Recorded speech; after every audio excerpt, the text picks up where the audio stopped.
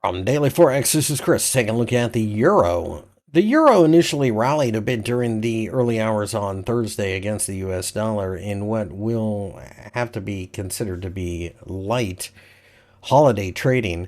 That being said, this is a market that I think will continue to be very noisy and will be prone to the occasional bounce. However, I do believe that occasional bounce will end up being a selling opportunity, and I am particularly fond of shorting the euro near the 1.06 level as it has been so technically important multiple times in the past. Furthermore, the 1.06 level features the 50-day EMA, which is dropping pretty heavily, and that in and of itself could have technical traders looking to short the market. In general, I think you have a scenario where maybe the euro doesn't completely dissolve, but it clearly is going to face a lot of headwinds.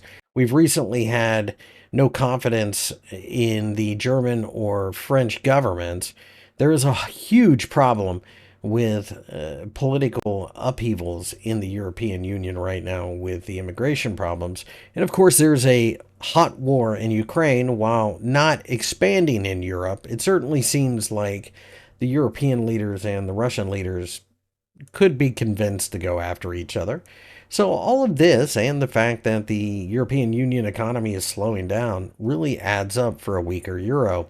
Remember, the ECB has recently cut rates and they suggest that they're going to continue to do so, while the Federal Reserve doesn't really seem to know what it wants to do.